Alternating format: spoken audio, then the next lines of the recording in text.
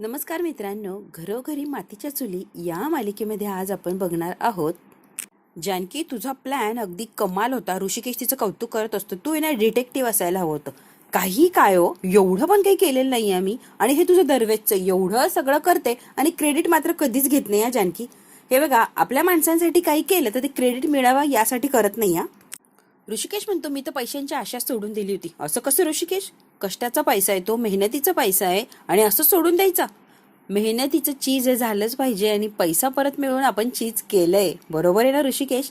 By the way, तुझ्यासाठी काहीतरी आणलंय ग जानकी. माझ्यासाठी काय आणलंय? ऋषिकेशने तिच्यासाठी छान असा पानांच्या याच्यामध्ये पॅक करून करून करून झुरळ आणलेलं असतं. जानकी इतकी घाबरते, लांब फेकते आणि पटकन ऋषिकेशच्या जवळ जाते. अगं एवढी नको घाबरूस, नकली झुरळ गंमत केलीये मी. जानकी, गंमत केली ग? अशी कशी गंमत?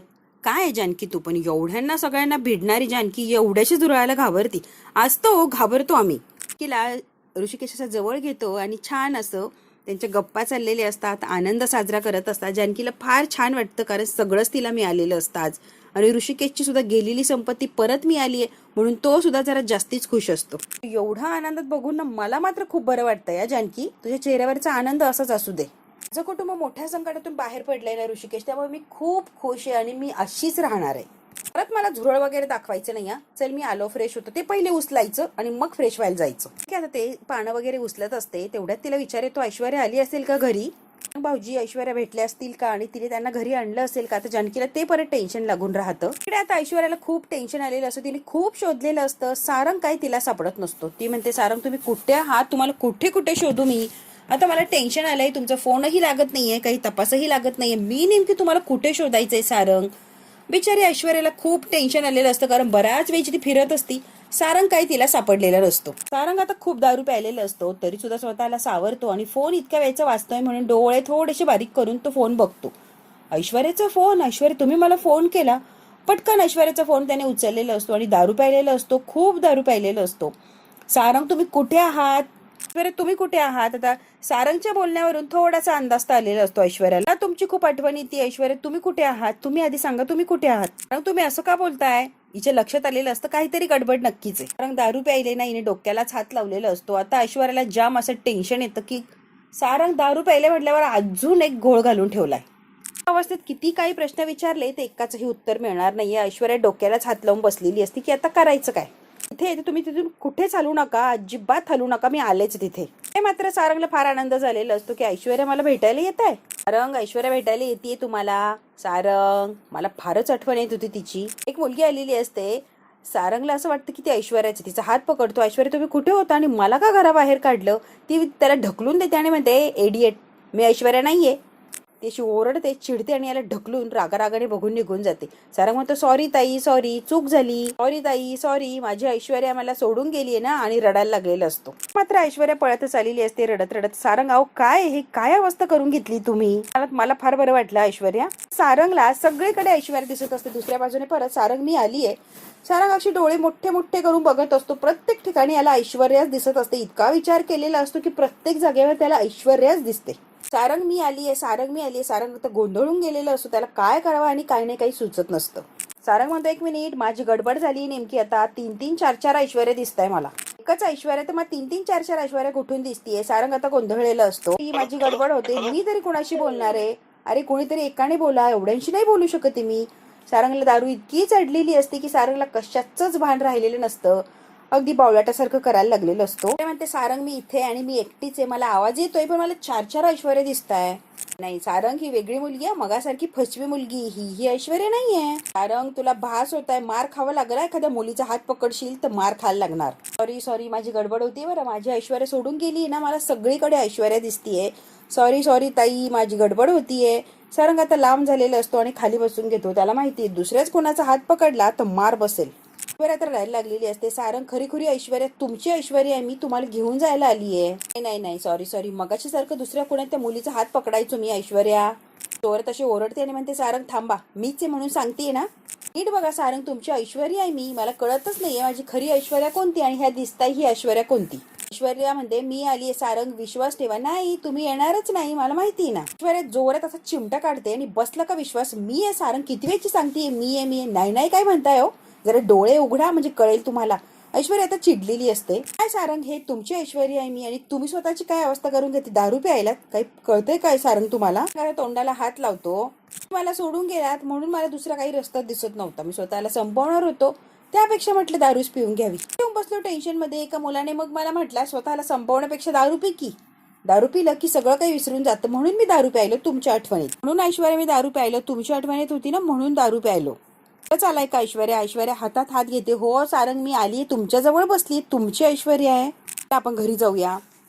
नाही नाही नाही, नको नको नको, तुम्हाला अशा अवस्थेत मी घरी घेऊन नाही जाऊ शकत. सारंग, तुम्ही दारू प्यायलाय, घरच्यांना कळालं की तुम्ही दारू प्यायलाय तर काय गोंधळ होणार आहे? त्यांना खूप त्रास होणार आहे. जास्तीत जास्त जानकीला त्रास होणार की तुम्ही असे दारू प्यायलेत. काय करू मी सारंग? सक्सेसफुल झाला याचा आनंद कमी आणि दुःख जास्त होणार आहे, त्यामुळे तुम्हाला मी अशा अवस्थेत नाही घेऊन जाऊ शकत. कसला प्लॅन ऐश्वर्या? प्लॅन ऐश्वर्याला माहिती आहे याला काही सांगितलं तरी लक्षात राहणार नाहीये. कारण आता सारंगला चपला सुद्धा घालून दिलेले असतात, कारण त्याला अजिबात काही शुद्ध राहिलेली नसते. ऐश्वर्याने बरोबर सारंगला घरी आणलेलं असतं, पण लाईट चालू असतात. अजून सुद्धा कोणी झोपलं नाही मला कळतंय. ऐश्वर्या खूप घाबरलेली असते की सारंगला दारू प्यायलेल्या अवस्थेत घरी कशी नेऊ मी आता. त्या ऐश्वर्याला फोन आलेला असतो आणि सारंग दारू प्यायलेली असं त्यांना काही सुचत नसतं. जानकी, बोल ऐश्वर्या, तू कुठेस? आलीस की नाही घरी? भेटलेत ग ते, पण जानकी आम्ही घराच्या बाहेर उभा आहोत, पण इतके सारंग दारू प्यायले की घरात कसं आणून टेन्शन आलंय मला.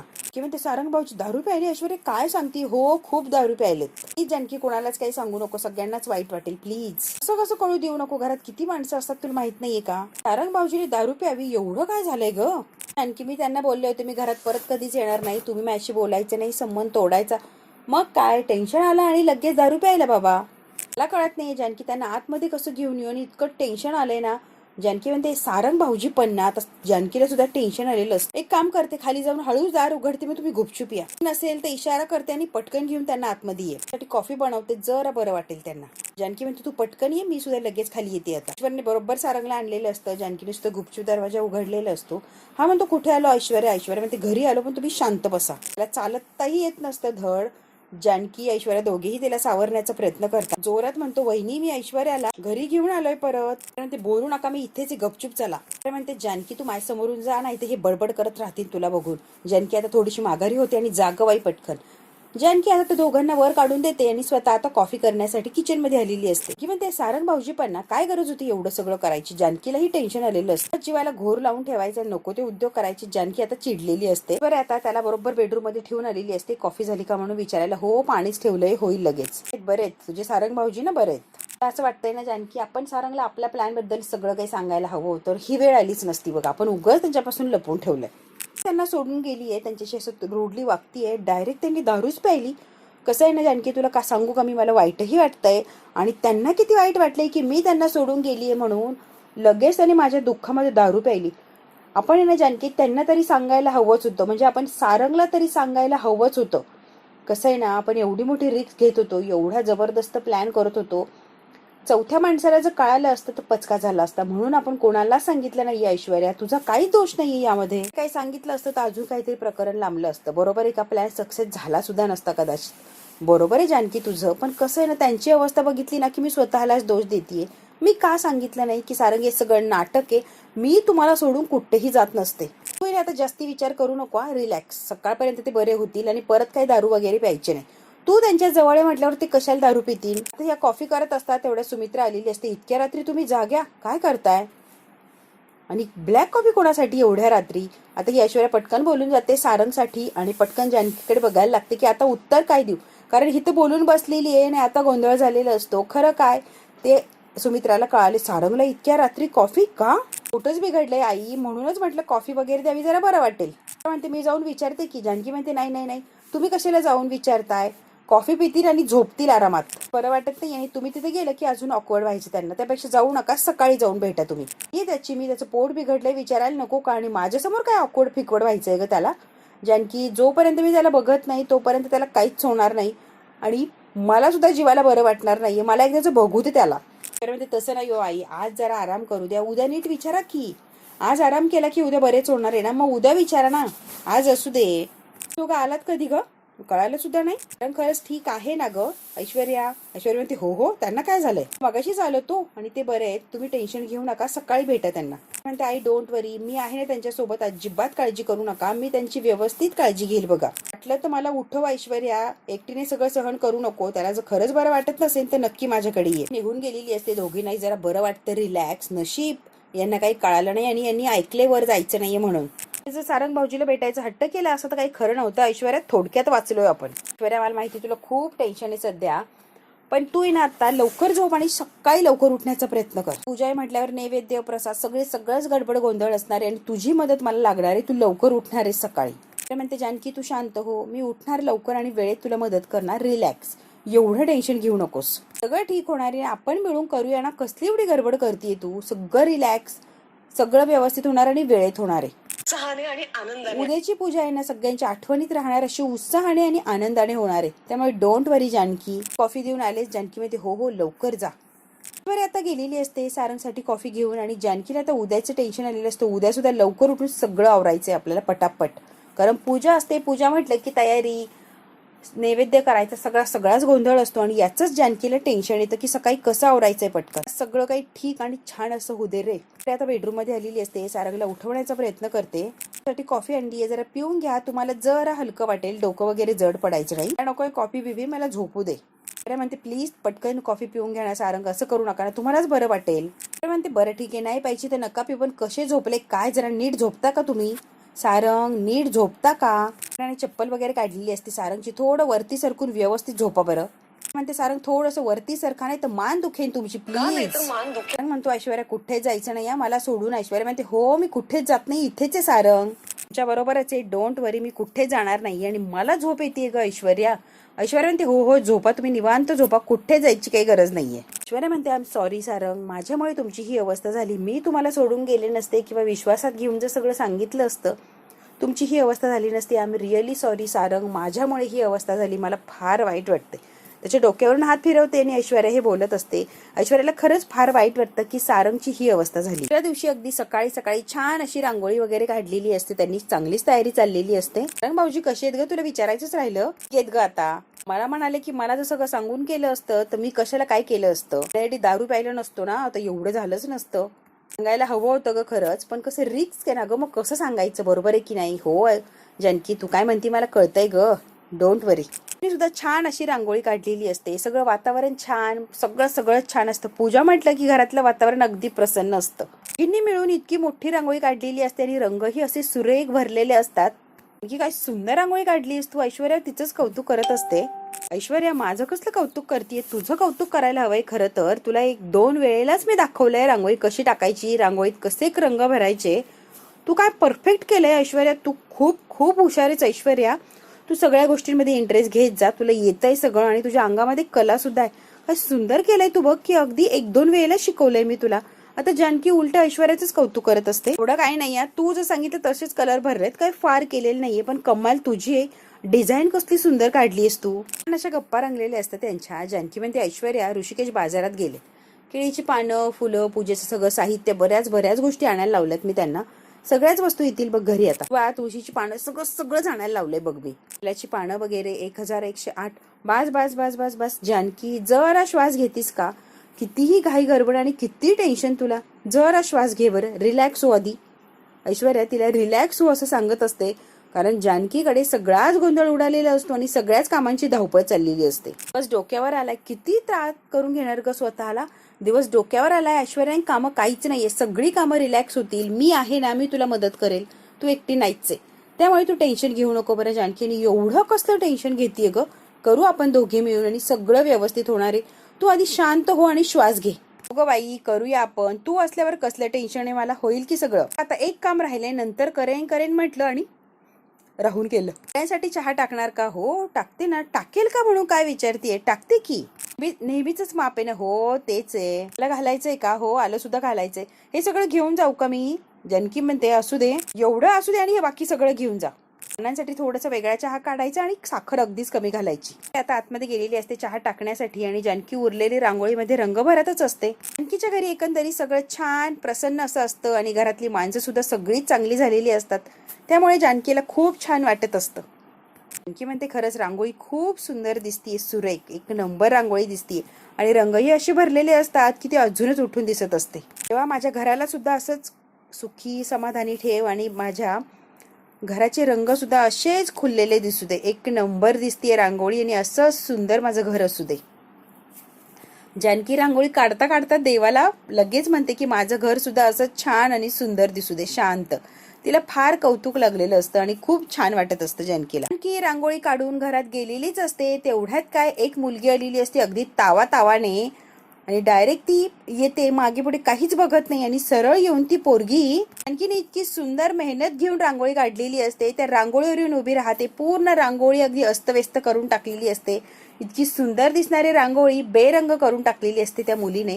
जानकी फक्त घरात गेलेली असते, तेवढ्यात की ती पोरगी येते आणि या रांगोळीवर येऊन उभी राहते. जानकी म्हणते माघारी बघते तर काय ती पोरगी रांगोळीवर उभी. ती म्हणते वा वा वा. जानकी म्हणते अगं रांगोळीवर उभी आहेस तू, छान चाललंय सगळ्यांचं, सगळं व्यवस्थित चाललंय हो ना. ही मुलगी इथे उभी आहे ती कोण आहे, काय आहे, लक्षात तरी आहे का विसरून गेलात? अजिबातच काही लक्षात नाही का तुमच्या? ती पोरगी आली तशी बडबड बडबड करायला लागलेली असते आणि जानकी फक्त तिच्याकडे बघत राहिलेली असते. इतके सुंदर रांगोळीवरती उभी आहे. जानकीला आधीच राग आलेला असतो. ती जोरात ओरडते शर्वरी वंश आणि खूप हसत असते. तिच्या चेहऱ्यावर मात्र हसू नसतं. ती फार टेन्शन मध्ये आणि रागाने आलेली असते. शर्वरी आली आहे म्हटल्यावर काय खूप आनंद झालेला असतो जानकीला. जानकीची लाडकी नणंद आलेली असते आणि जानकी फार खुश होते.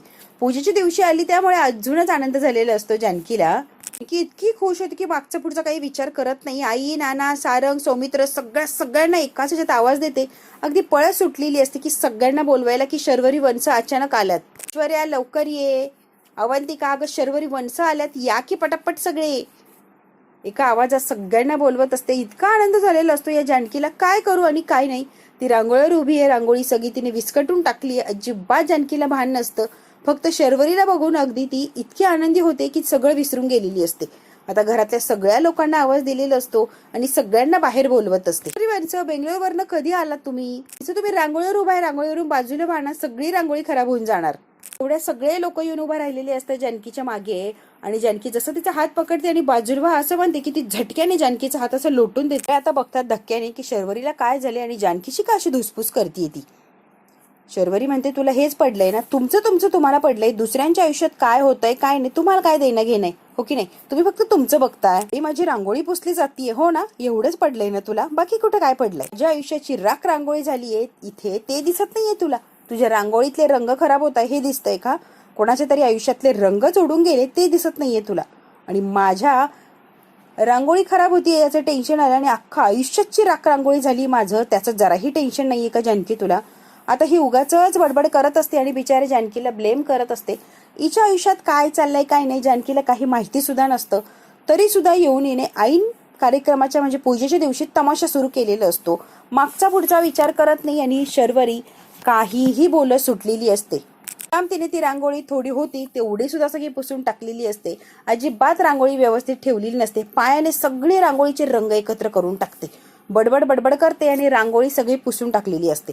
आता जानकीला जब्बर असा धक्का बसतो की शर्वरी वंशाला अचानक काय झालंय आणि ते असं का वागायला लागल्यात. सगळ्या लोकांना धक्का बसला की शर्वरी अशी काय करते. ही शॉक बसल्यासारखी मागचा पुढचा काही विचार करत नाही. आली तशी तमाशा मांडलेला आहे आणि सगळ्याच लोकांना कॉमन ती बोलत असते.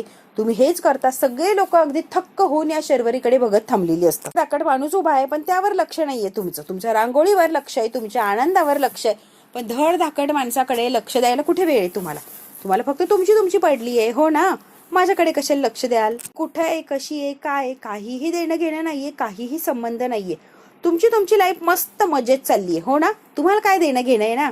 शर्वरी मेली आहे का जगली आहे, जगतीये का काय, काहीही नाही. तुमचं मस्त एन्जॉय करा तुम्ही. अजिबात कोणाचा विचार करू नका. मला माझी पडलीच नाहीये, महत्वच नाहीये, मुळात कळतच नाहीये या घरात मला काही स्थान आहे की नाही. जसं काही उपयोग नाहीये म्हणल्यावर मी मरायला पाहिजे, मी जीव द्यायला पाहिजे. मी तरी कशाला आली इथे, मी जीवच देते की. म्हणते शर्वरी तू काय बोलतेस कळतंय का? बरंच बोलते आई, मी असंच बोलायला पाहिजे. कुणाला काळजी नाहीये, माझी अडचण होती तर इथं कशाला थांबू ग. तसं जगून काही फायदाच नाहीये, मग जगायला तरी कशाला पाहिजे. ऋषिकेश आलेला असतो. ऋषिकेशने सगळं सामान आणलेलं असतं गुलाबच्या मदतीने. काय एवढं सामान आतमध्ये नेऊन ठेव. काय झालंय शर्वरी, सांगशील की फक्त गोंधळच घालून बसणार आहेस? शांत हो, डोक्यात असा राग घालून बडबड करू नकोस आणि नक्की काय झालंय व्यवस्थित सांग, म्हणजे तुझी काय अडचण आहे शर्वरी आम्हाला कळेल.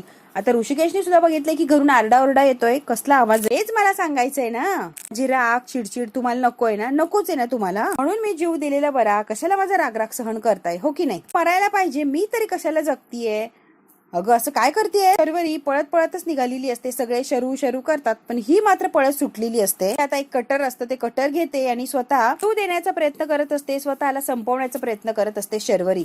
तिकडून जानकी धावलेली असते, इकडून ऋषिकेश धावलेला असतो, का शर्वरीने स्वतःला काही इजा करून घेऊ नये म्हणून. एवढ्या लोकांनी पकडलेलं असतं आणि जीव देण्यापासून वाचवलेलं असतं. तर काय झालंय शर्वरीच्या आयुष्यात की डायरेक्ट स्वतःला संपवायलाच निघालीये. आणि एवढं कसलं टेन्शन आहे की यांच्या दारात येऊन ती स्वतःला संपवायच खूप घाबरलेले असतात की हे चाललंय तरी काय गोंधळ. आता शर्वरीच्या हातातला खरंच चाकू घेणार का. हा भाग इथेच संपला आणि पुढच्या भागात काय होणार आहे आपण थोडक्यात बघूया.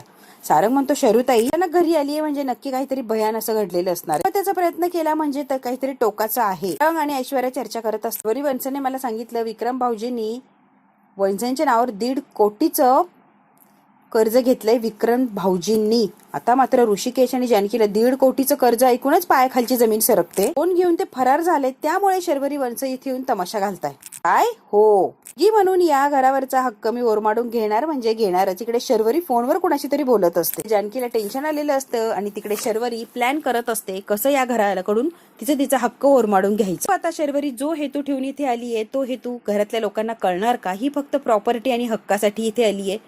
बघू आता काय आणि कसं होतं जानकीच्या आयुष्यात. वादळ तर आलंय, आता वादळ शांत होतं की असंच भरकटत जातं हे बघायचं असेल तर बघायला लागणार पुढचा भाग. हा भाग इथेच संपतो. व्हिडिओ आवडल्यास लाईक शेअर सबस्क्राईब नक्की करा. धन्यवाद मित्रांनो.